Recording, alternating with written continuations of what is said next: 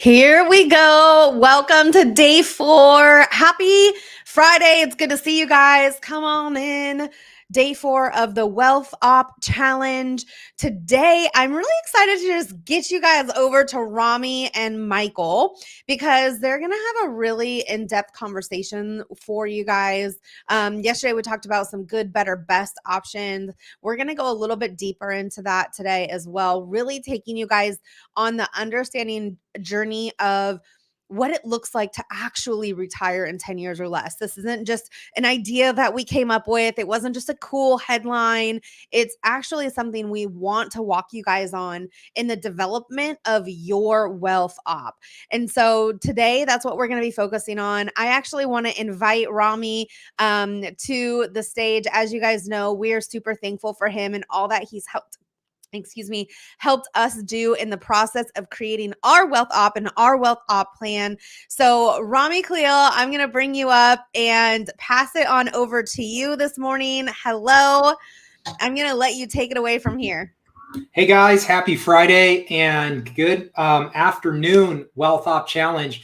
Guys, I'm extremely excited and I just want to commend you guys because if you've stuck with us over the last few days, if you've been here and you've been consistent, we know because we understand. For me, a lot of my clients are first responders. Mike and Hall are a first responder family. And so we get that you're probably incredibly busy, right? Some of you guys are watching this on the replay. You're in between shifts. You're in between family life and doing all the things that you have in your day-to-day lives to do. And yet you're showing up, you're watching the replays, you're making sure you stay consistent. So I just want to commend you guys for that. And what you've seen, and I want to kind of tie this together for context, guys, we've talked about why, number one, we're all here. The goal of helping first responders learn how to build wealth, having the resources they need to make sure that they can live the lifestyle that they want. They actually have the income and that they're seeing from their assets, that they're building wealth without having the fear of having to stick through the 20, 30-year plan. And what that really means, knowing your numbers, right? Making sure that you tie your investment strategy back to the reality that it's about cash flow. It's about the ability to have income from assets that are there and that are going to be there through the long haul for you and your family. And so we started to take a look at that and evaluate, how do you actually do that? How do you understand adding the secret sauce to building wealth that makes this stuff work, which is leverage. Leverage is the ability to actually access more value with less effort and capital. And there are certain assets and investment strategies that do a great job of that, or a better job than others, guys. And so we've talked about that. And yesterday we got into the good, better, best about risk management, understanding that investing and saving using your investment accounts is good. You know, being someone who's actually taking action and learning about risk management is better, but implementing risk management is the best way to enhance the returns in your investment accounts. And so we talked about that, and I gave you guys some homework and a link that you could actually use to request a consultation and do a risk analysis to see what's going on and how we can help. But I want to transition now because we talked about how to move from an active to from a passive to an active investor. You guys know I talked about how leverage and skill sets in the active investing world, guys, allows you to increase your wealth substantially. So I'm going to be sharing my screen, and I want to take you guys through a few things here that I have in store for you. And today's probably my favorite day. And I'll tell you why today is going to be my favorite day. It's because when you start talking about active investing, leverage, and creating wealth, I'm going to tie this back to knowing your numbers. And I'm going to show you guys something that will make you really understand why certain investment strategies, certain asset classes, they just do a great job of helping people create cash flow. And you've seen courses on this stuff. So I know this isn't going to be the first time you're hearing about this, but what I'm going to be able to do, guys, is connect the dots for you today in an incredibly powerful way that I think is going to uncover why leverage and skill sets can put you in a different category of being able to build wealth faster than you may have thought possible. And to do that, I'm going to be able to interview some of my favorite people. I know they have said some things about me, but you know, if you've been on here, you've heard me say this now several times, guys. You know, in my personal opinion, when I think about Michael and Holly and I think about Mike as a first responder, this is someone with a knowledge base, a couple with a knowledge base and capabilities who have been implementing and practicing what they preach for years, for so long. You know, there's a difference. I want to tell you guys that there is a difference between teachers and mentors.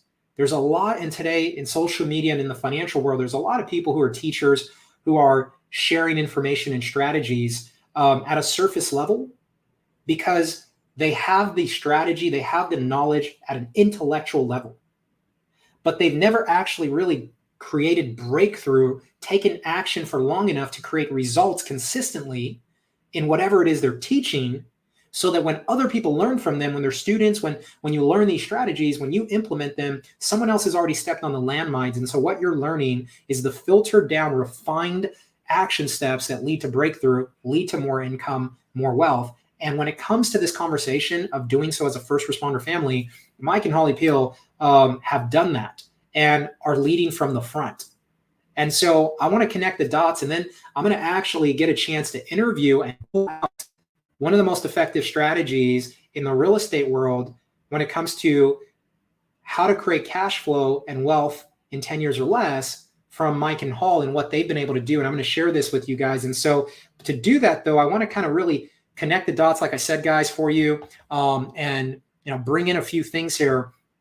So here's what we're going to do. I'm going to move this screen over, and I'm going to kind of just walk us through the last few days so you can see how do you take everything you've learned and tie it together in a way that you see a clear picture of where you are and where you want to be, how you connect the dots by using this information as a bridge to get there.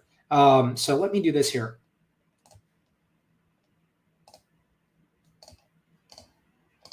All right. Let me make sure you guys can all see my screen.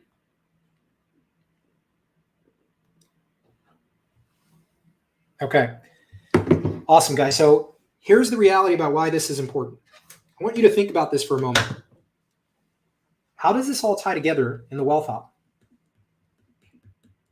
Because this isn't just about these last few days and the next few days. This is about the actual manual, the actual action plan that leads to more wealth. Knowing that when we've talked about wealth, when we've talked about this word, we've tied the definition of this word to having the financial resources on a monthly basis that allows you to enjoy and have the quality of life you want, minus the fear of running out of money, which is what most people do not have. Okay. And so I've tied that to saying, well, if that's the definition of wealth, then you have to know your numbers. You have to know, what is it going to take for me monthly to actually be in a position where I know I could be comfortable, that I'm in a position where I'm not concerned about what the future holds as it relates to the unforeseen, because I have the ability to produce income, whether or not I'm able to go to work, whether or not I'm physically capable of carrying on with my profession. So I want to tie this back, because I said, when you know your numbers, guys, right, all of a sudden now your investment strategy, the value of your investments as they're growing over time, right, takes on a different look, because it's really not just about what's the statement say on your pension, on your 457. It's what does that statement, that value mean as it relates to income. If my husband was not able to go out there and be a firefighter, to be a law enforcement officer, to be a first responder, EMT, whatever it is, if my wife was not able to do this, do we actually have the income today or in the next 10 years to not have to worry? So if you think about this, I gave you guys an example. Now, everyone's going to be different, guys, as it relates to the income you need. But I want you to pay attention to this, because if you remember, I talked about these three asset classes, and I said, look, the reality is, in the paper asset world, the stock and bond market, which most of you are investing in through your 401ks and your 457s. And we talked about how to enhance these returns potentially by using risk management. So make sure, if you do not and have not filled out that form, so that we can help you with this, that you do that. Because guys, you are going to, if you're here, this is only month one of month after month of us doing this for first responders, meaning you are going to see this movement of the wealth op grow. You're going to be able to be part of it again. You're going to see that growth, and eventually you're going to see that over time, you are either going to be further by taking action, or you're going to constantly be punting and waiting And I want you guys to not do that. I want you guys to be able to actually implement this information. And so, guys, you're part of the first group. Take action with this. So, we talked about risk management. We talked about business ownership briefly, and we talked about real estate as the three main asset classes. And I talked about how you can be either passive or active, right, in each.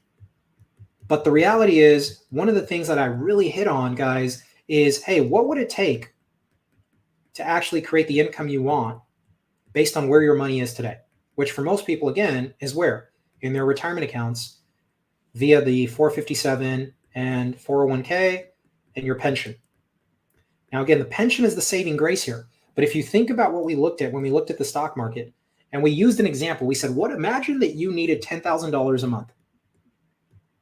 $10,000 a month to actually be able to replace your paycheck and be able to really make sure that you had wealth, right? $10,000 a month coming in every single month for the rest of your life, irregardless of what's going on. Well, what would it actually take using the traditional plan that most people are using? And if you do the math with me and you look at the market, you saw that based off of 99% of all the financial advice given today, most advice states that you can only pull out 4% a year, statistically speaking, without worrying about running out of money from an investment account. So very simple. Okay, if I can only take out 4% based on the actual math that's been done, the actual analysis that's already been done that's out there, right? And what it shows is the safe distribution. If that is the case and that's what I can take, then how much would I need to have to actually produce $10,000 a month? Because remember, there are four things you have to think about. You have to think about growth when you're making an investment, guys. You have to think about the taxes. It's not just what you make, it's what you keep. You have to think about leverage, right? Do I have any leverage here, or is this solely dependent on me and my ability to trade time for money? And income, cash flow, right? Liquidity. It's another way to kind of think about that. And so when you add this up, the average individual in the United States today, to be able to generate about $10,000 a month, is going to need somewhere between $3.5 to $4 million a year in their assets. Because if you do the math, 4 million times 4%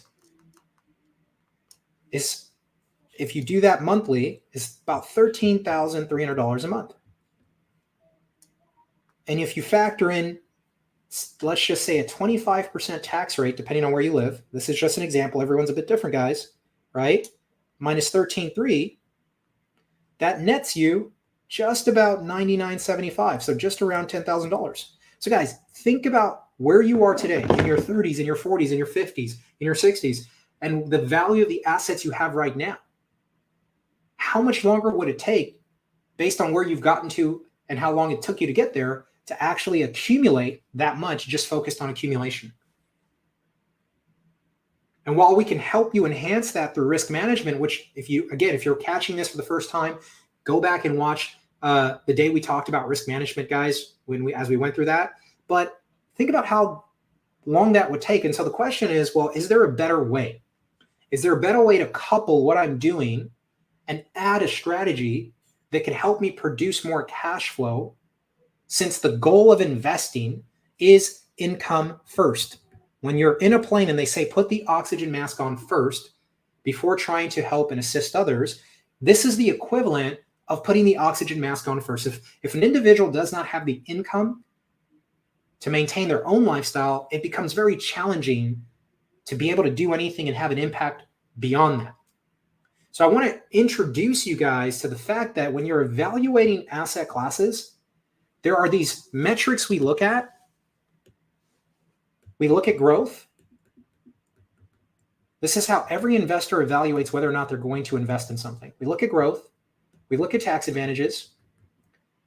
We look at leverage.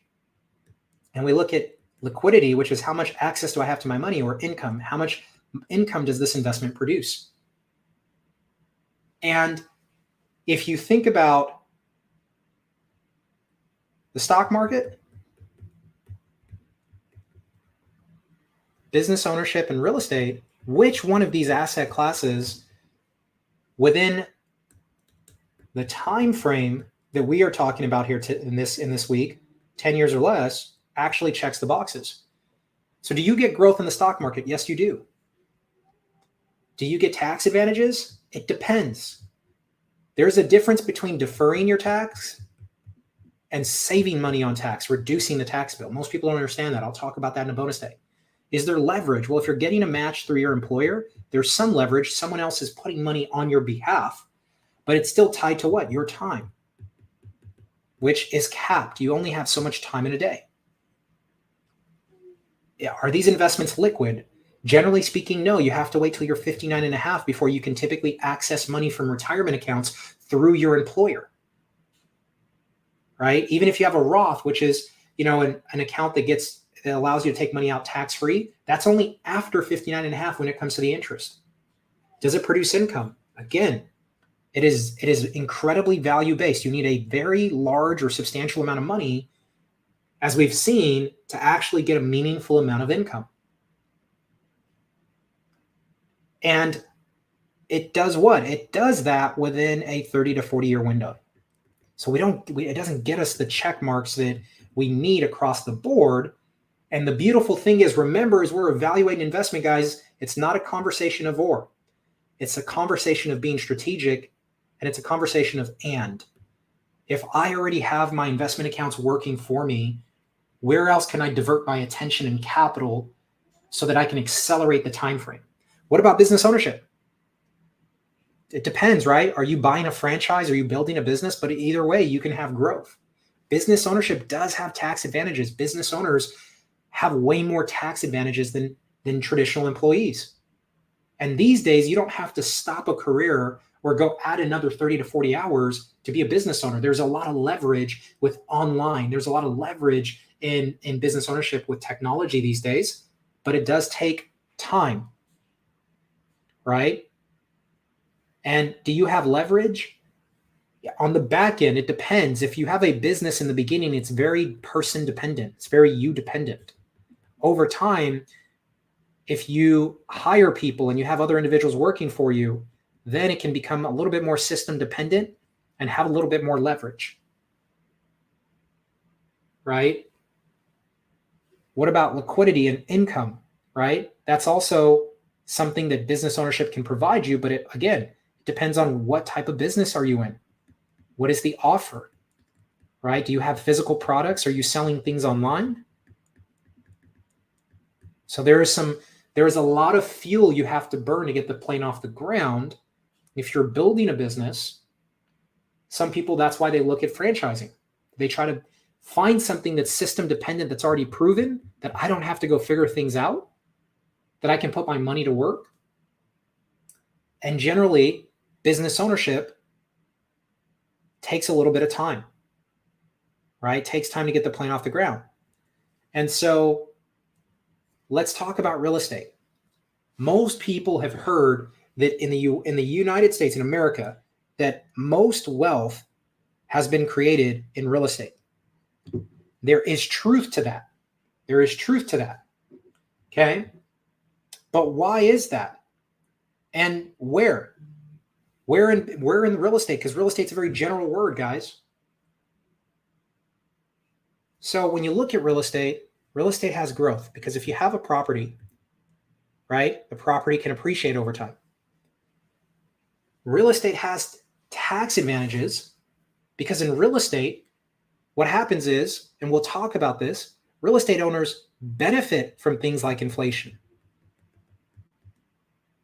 right? Real estate is scarce. You can't create more land. And so that scarcity allows you to have this natural overtime appreciation. Obviously, real estate goes through market fluctuations as well. But real estate, there's a lot of tax advantages. There's cost segregation, there's appreciation, there's these things that when you start to look at real estate, put a lot of leverage in your corner. So real estate has major check marks for leverage. Why? Because when you own a piece of property, right? And we're going to talk about this when we evaluate real estate, guys, but you have other people, right? If you're renting property, that are working, trading time to generate income, And part of their time is at work for who? You, when you own real estate. They're paying down an asset that is gaining value and producing income. And that income, oftentimes, depending on the cost basis of the property, depending on what you put into it, is either partially or sometimes completely income tax free because of the write-offs you get. And because of that income and because of the different types of real estate that are out there, you've seen individuals who are able to generate income and cash flow so much faster that it actually can be done and has been done consistently for decades in 10 years or less. But here's the key to that. It depends on what type of real estate. You see, here's something I talked about, guys. When it comes to building wealth, you have to ask yourself, what are the trends that are out there? Because the trends are like major waves. And if you can position yourself in 2023 in front of trends that are coming as we're watching this, you can create wealth. And so let me introduce you guys to why this is so powerful to understand. Most people jump to conclusions when they're thinking about real estate and investment like this. And they ask, they'll say things like, real estate is great, it sounds good, but I can't afford real estate. Versus understanding that if you possess skill sets on how to identify, evaluate, and make an offer on property, that skill set allows you to go from I can't afford to how could I take advantage of this when you possess the skill set. And so in real estate, there's a few different niches. The pros of real estate across the board is the idea of ownership and building equity, having massive tax advantages. There's a joke that, it's not a joke, there's a statement that the tax code was not written by the government. The tax code was written by business owners and real estate investors for business owners and real estate investors, enforced by the government. And when you look at where all the tax leverage is, reducing your tax bill, it typically goes to people that are in those two categories, or whose money are in those two categories. And so you have ownership, you have tax advantages, you have things like cost segregation, depreciation, basically the idea that you can write off the cost of the property, things about the property over time that offset one of the other pros, which is the income real estate can produce. And that income typically is something that you realize within, sometimes immediately, but within a matter of years versus decades.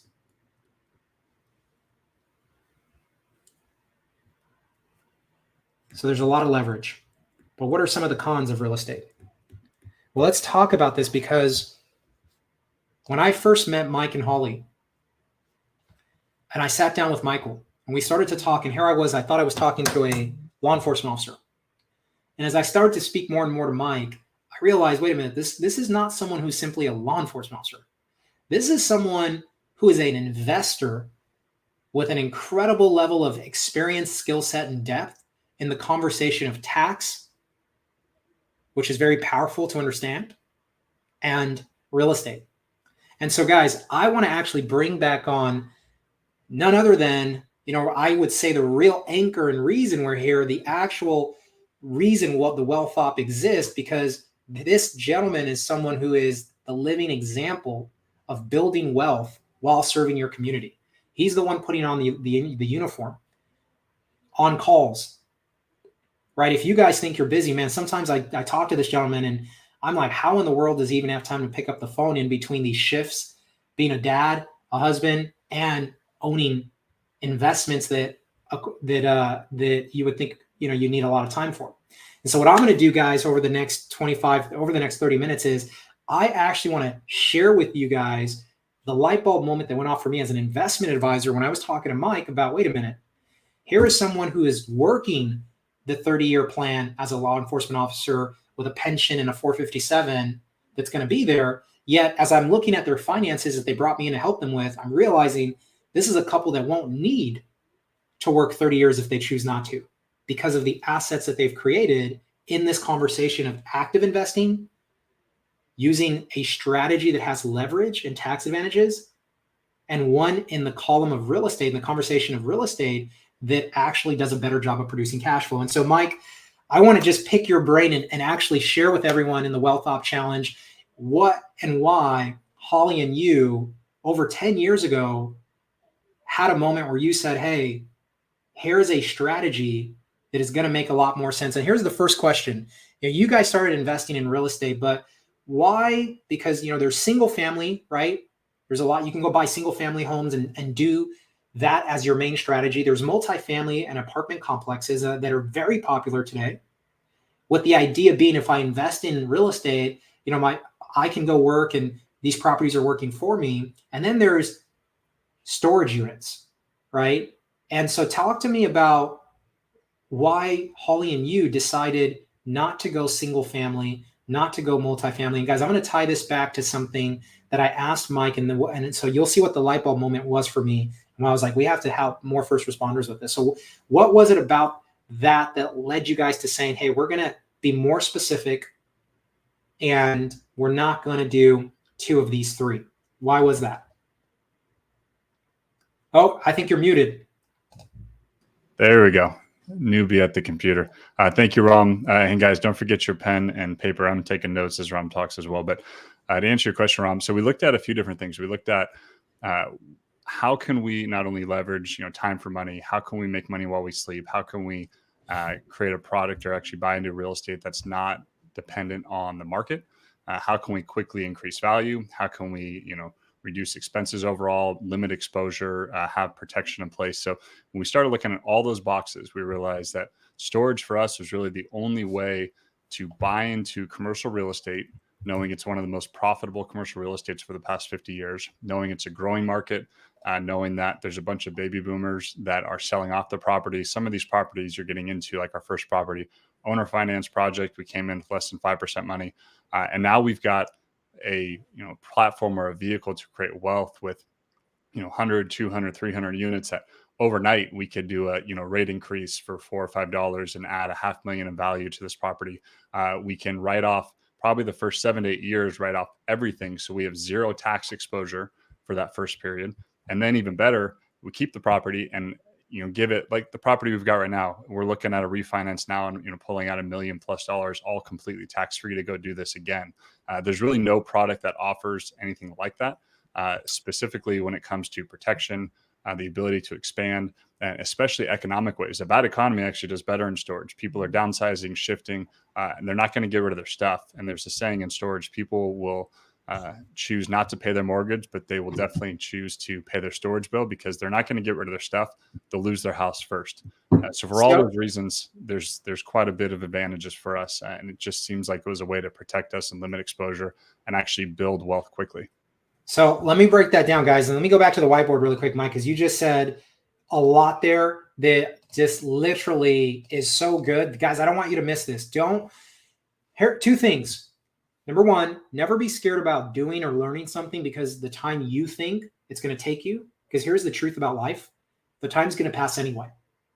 I've sat down with people who are in their 60s and 70s for over 10 years, day in and day out. The time passes anyway.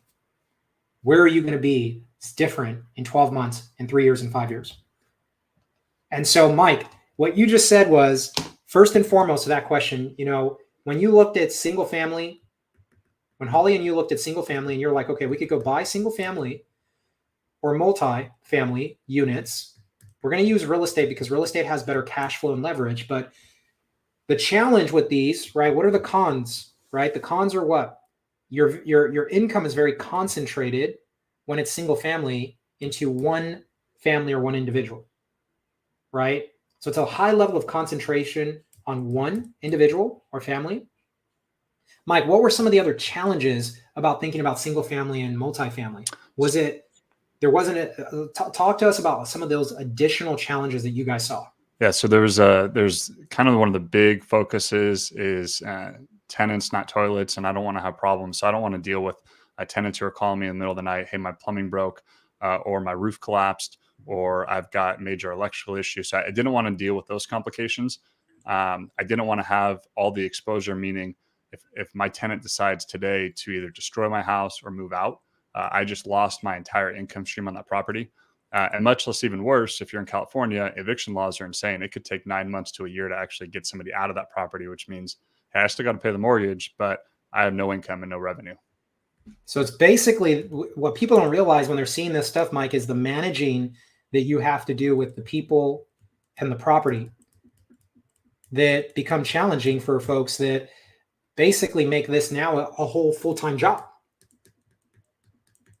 And is it true? Because what I've seen, Mike, too, is that what a lot of people try to do is they try to hire property management, but generally speaking, and depending on the state you're in, this starts to actually really absorb and eat up to the cash flow that then actually can be there in single family and multi. And that really makes this thing now a strategy where it takes a lot longer to start to see that positive cash flow. Would you say that's accurate? Yeah, and for a few reasons. One, it does eat up a lot of cash flow with the management company. Oftentimes, a management company is trying to manage a large portfolio, and the reason they do that, it's economies of scale, right? They want to manage as many properties as possible to collect a percentage of rent, but that means that they can't really focus on you. So their goal is to fill your property, maybe not with the best tenant, but with somebody who's going to pay something. It also means maybe not the best rates. It also means maybe they're not taking care of the tenant like you would expect to, which means they're going to be more short term. And like Rami mentioned, they're taking a cut every single month. And that is pretty significant when you're talking in terms of one renter, how much of that percentage is going to be. So that didn't seem very advantageous to us. Okay. So then when you think about then going, okay, I talked about trends, guys, and let me just explain something. Mike, you said that people will stop paying for their mortgage and their property, but not their storage units. And so Holly and you uncovered this idea that storage units as a type of commercial real estate is a better strategy for cash flow.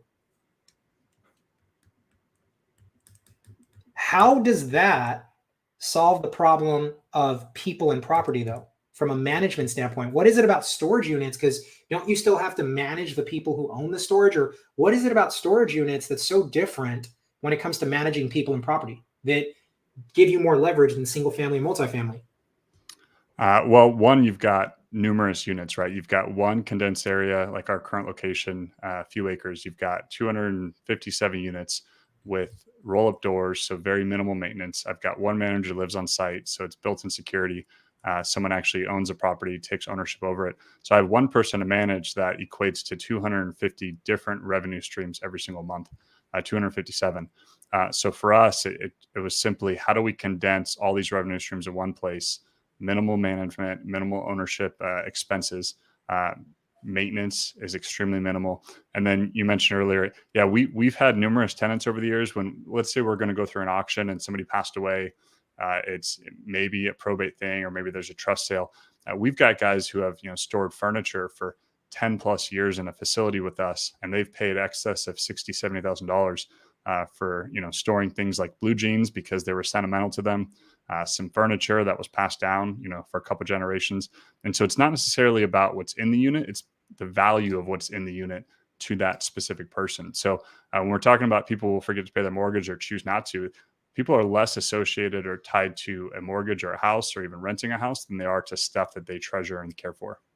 And I've seen that. And I want to talk about two things here, guys, that I think are incredibly important to really understand when I had this light bulb moment, because I haven't shared that yet. It's coming up right now because I'm a numbers guy. I'm an investment advisor. I have to look at the details and the numbers to see what makes sense. But I have had the privilege of working predominantly within the context of age group, people who are known as baby boomers. And I'm sure every single one of us are familiar with this group of folks, baby boomers. Some of you guys might actually be a baby boomer. And there's something interesting about baby boomers. Did you guys know that there are over, adjusted for immigration, there's over 109 million baby boomers that live in the United States. So think about that. That's a third of our population. And here's what most people don't really think when they think about money and investing. Okay, supply and demand. Where's the largest amount of demand and the lowest amount of supply? You want to know something interesting about baby boomers, guys?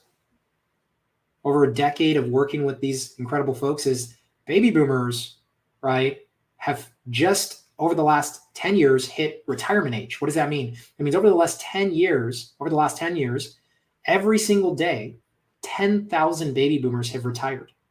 10,000 are retiring right now as we speak. 10,000 retired yesterday when we talked about risk management. 10,000 are going to retire tomorrow, where we actually show you guys the actual deals that Mike and Holly were able to do, the actual properties.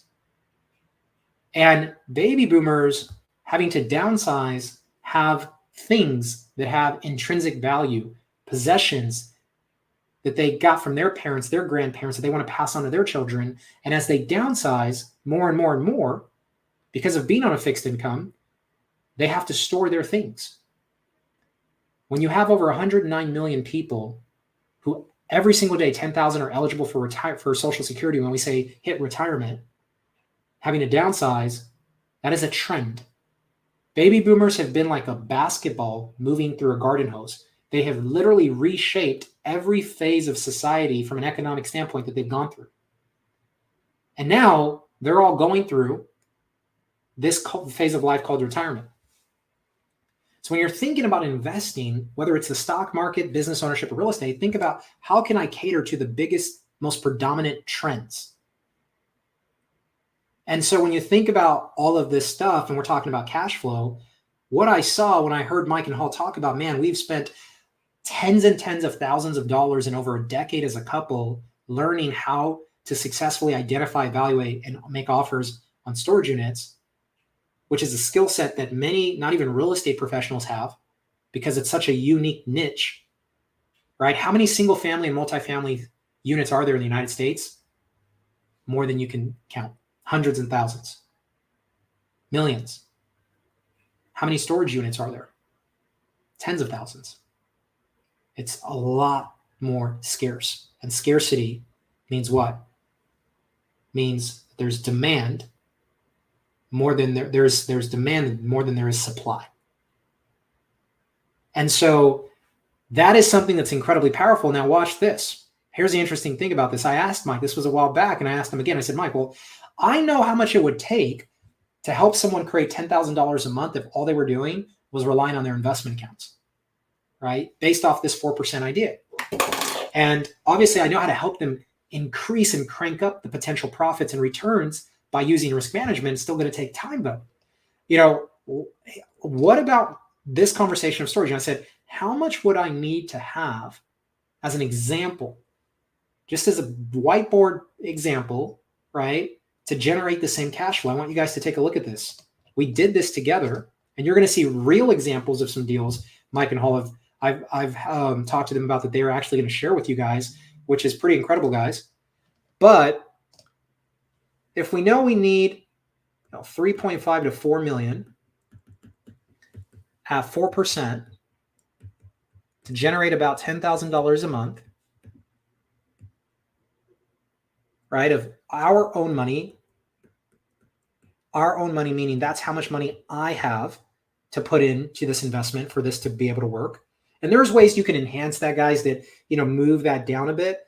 But I said, Mike, what, as it relates to a storage unit, what I need, what's the value of the unit and how much money would I need to bring to the table, my own money, to generate the same 10,000?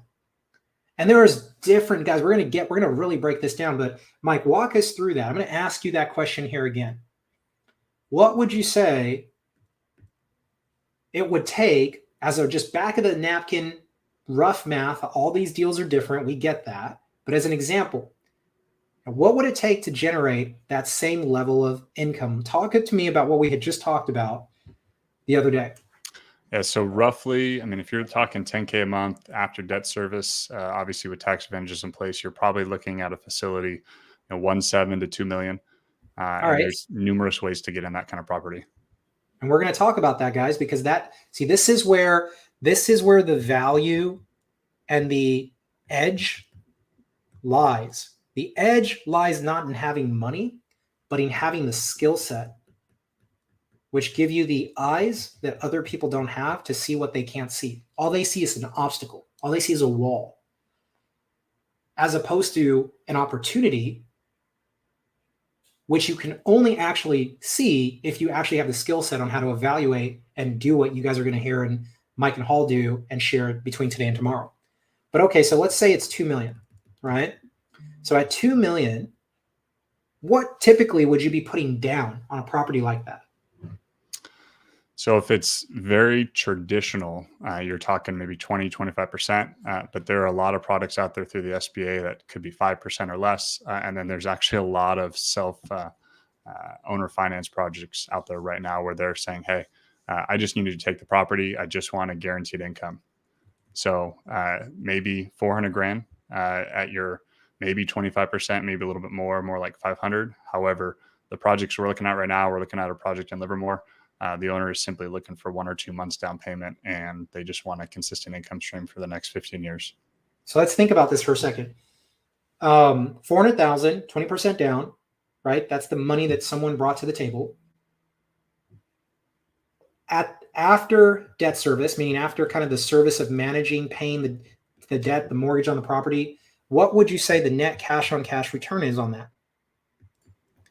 So if we're looking at, let's say 2 million, probably 150 to 200 units with debt service at current rates, you're still probably looking around $9,200 to $9,400. I was running the quick math on the back of my hand right here. 92. Yeah, 92, maybe 9,300. Let's just say 92. That's $9,200 a month. Yeah. Okay. So just to make sure we're clear, after all of the cost of actually owning and servicing and managing on a typical unit based on what the comp state currently, your net return is somewhere around $9,200 a month, right? Mm-hmm. Okay. So guys, let me ask you a question. What does that mean? Here's a fancy word that means nothing to anyone until you kind of learn that it really just is telling you how much you're making on your capital. Mike, what does that actually mean as it relates to income produced on that cash on cash return on that 400K? So about 110, that's give or take about 25% cash on cash, which is incredible. So guys, this is an example. This is not uniform real estate, right? There's different types of deals. There's different offers. There's different price points. Here's the point. Which one is actually more within grasp? Getting to 3.5 to 4 million in accumulation in retirement accounts, or 400,000 to control an asset that's valued at 2 million to produce $9,200 a month? Which one do you actually think is more attainable in a 5 to 10 year time frame?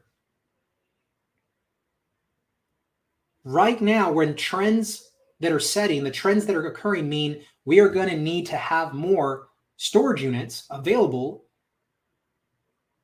for a third of the population that is factually in this phase of life where they're needing to downsize. This is something that's growing in demand. That was the light bulb moment. You can teach someone a strategy that they don't need to go master right away, but that you can walk them through so they understand, well, how do I identify with these things? How can I actually evaluate if this is a good deal? How about financing? What if I don't have $400,000 at my fingertips? But the point of the matter is, all of a sudden, what if it took you 3 to 5 years to acquire your first deal? What if it took you another 3 to 5 years to acquire your next deal? Around these numbers. Guys, that is far more income, cash flow, and leverage in far less time than what most of you are doing today. And the point of this is now all of a sudden, it's not a question of, or do I have to stop my career, how I actually feed my family, produce income, the security that currently affords me to go become a full-time real estate professional? Mike, are you guys, or Holly and you, full-time real estate professionals, or do you kind of have a busy schedule typically during the week with what you're doing? Our schedule is extremely busy. We've got the right people in place that took us about 10, 12 years to accumulate their relationships, I guess you should say. We've got the right people in place to handle this for us. We're checking in monthly looking at financials, but they are handling it for us because no, we do not have a lot of extra time. And if you're laughing and I'm getting comments as I'm saying this right now, hey, yeah, Mike, your schedule's crazy. It is a little crazy, but this is why we got the system in place to actually manage this for us so we don't have to worry about it. Mike, I'm going to put you on the spot here, guys, and I'm going to ask you a few questions here. Number one, what would you say your typical work week is like right now for Holly and you as it relates to your profession and what your responsibilities are in your department? What are you actually doing and how much time are you spending in your profession? I'm going to move this desk down. Probably too much. What Our would you say? department, we in theory are supposed to be working 4 days on, 4 days off, but with overtime mandatories, I mean, it's easy that we're working 5-6 days of like an 8-day cycle. We've got numerous trainings that I'm committed to handle, union stuff that we're handling. Holly's got her businesses as well on top of her job. So we are constantly running around. So would you say that's 40 hours a week on average right now? I would probably put it more like 60 to 70 realistically. Okay, 60 to 70. How much time are you spending managing your storage unit portfolio? Now that we have the systems in place, maybe an hour to 2 hours a month. Hour to 2 hours a month, 60 to 70 hours. Guys, watching this, for all of you, men and women, as first responders, do you think that now in the beginning, it wasn't an hour or two? No, absolutely not. What would you say if you had to average it out? How much time were you spending on average in the beginning? I was still working at the time, so it was still an amazing, time leverage product, but it was more like probably 15 to 20 hours throughout the course of a month, which wasn't too bad. I was looking at it every single day though. Yeah. Let me ask you another question. What would you say? We all know we're not, you go to college, you make an investment in education.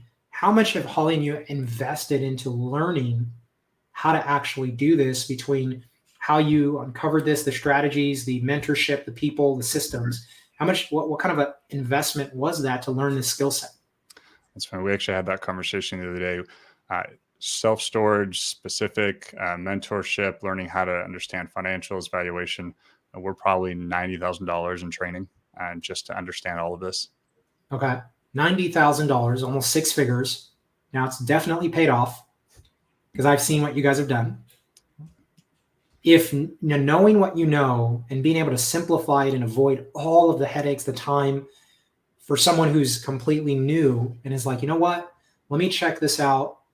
Let me see what the Wealth Op is all about, because I actually do want to make sure I'm building my assets, building more cash flow and leverage. Knowing what you know today, do you think that Holly and you would have been able to speed up the time it took to get to where you are if you had the knowledge and the systems you've created now back then? How much more time do you think how much less time do you think it would have taken? Oh, we could have easily probably erased 8 years of lessons learned the hard way. We had some really good successes, but we had some pretty serious, difficult moments, I should say, from natural disasters to learning bad partnerships to not understanding a deal right. We could have easily erased 8 years of training. So guys, I want you to think about this. I'm going to go back to the whiteboard really quick here. You see, the point was Mike and Hall don't have to share this information. We didn't have to put together the Wealth Op. We could have just continued to build. And I've had the privilege of working with first responders that are colleagues of Mike's and just helping individuals one-on-one. But I knew I can only talk to so many individual first responders in a day. There's only so much time in a day. If we could actually create a course and a system that people could refer back to, go through on their own time and learn the skill set at their disposal, it would allow us to actually scale and help so many more families than just individually doing it based on our own circles and the capacity and the distance in which we can reach people one-on-one. That's the reason we're doing this, guys, for you guys. But here's what you've just heard and seen. Okay. With substantially less actual capital involved, I can increase the cash flow substantially and reduce the time it takes to do that. That's just one deal.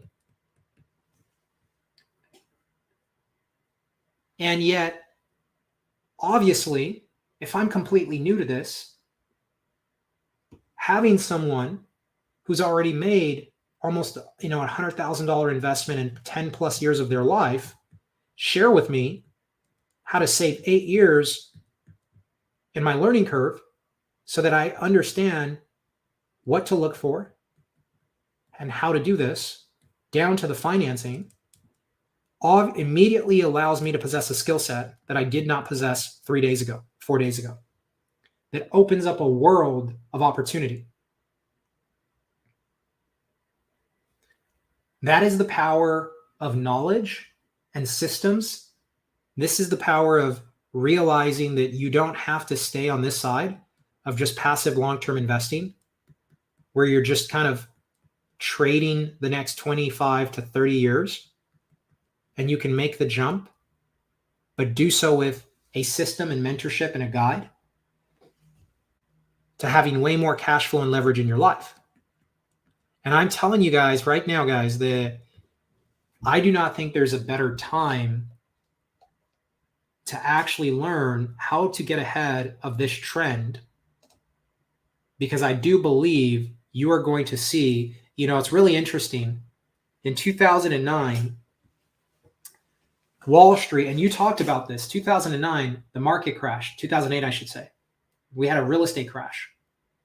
And that real estate crash, no one could prepare for. No one, well, some people prepared for, but most didn't see coming. And for the very first time, Wall Street, that was never interested in single family homes, got interested in single family homes because you had homes selling for less than it cost to build it during the 2008 50% crash of the market. And Wall Street came in and pretty much gobbled up most of those properties, and most of them have never gone back on the market.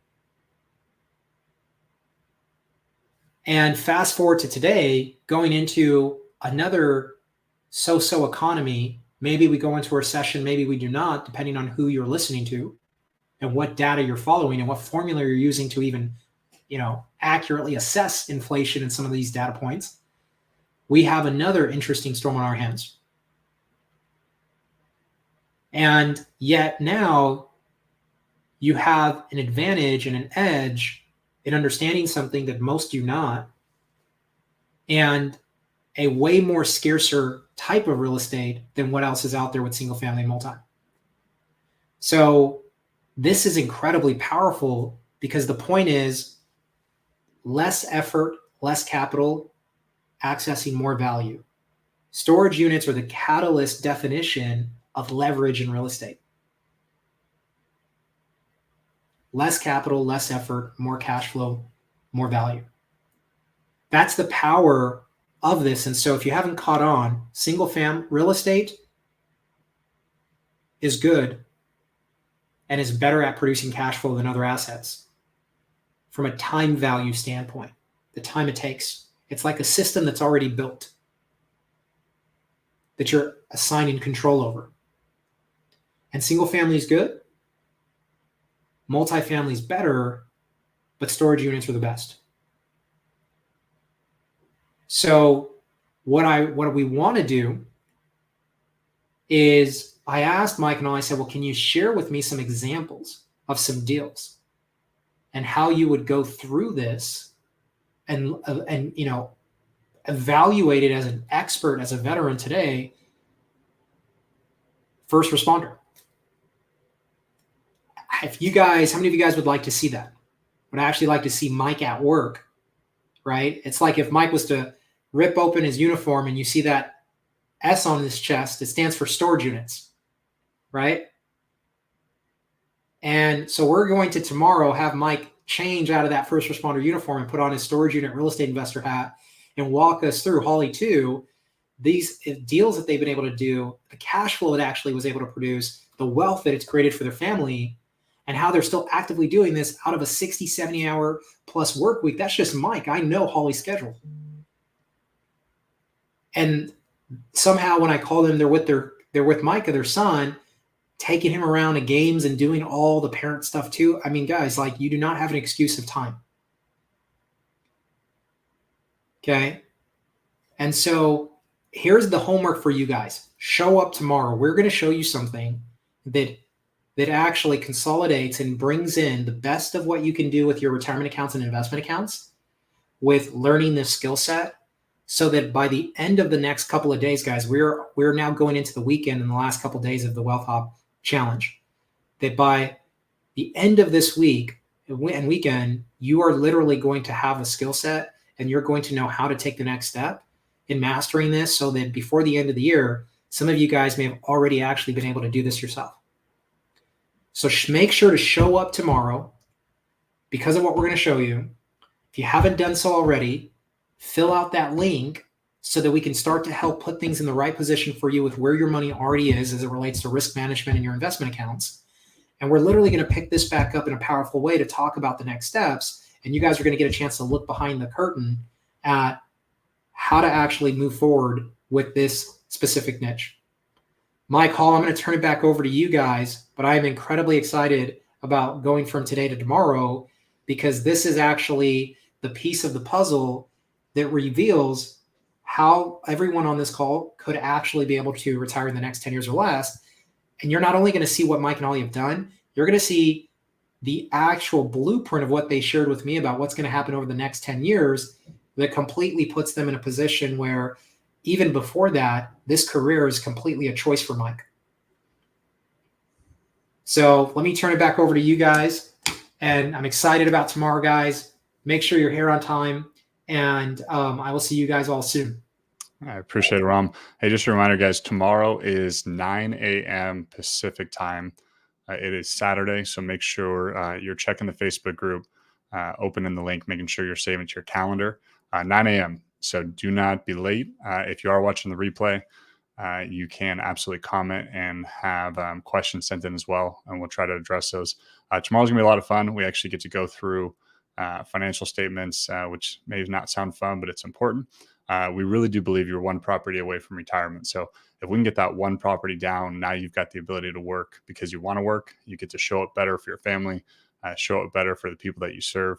And that stress burden of finances actually finally gets to be released off you. So we're going to have fun tomorrow. Rami, thank you so much for your help today. It was absolutely amazing. Thank you for the interview and putting me on the spot. No problem. We can do that anytime. And then tomorrow. So tomorrow we'll get into it. Again, 9 a.m. Pacific time on Saturday. I hope you guys are having a great day. Talk to you later. Bye.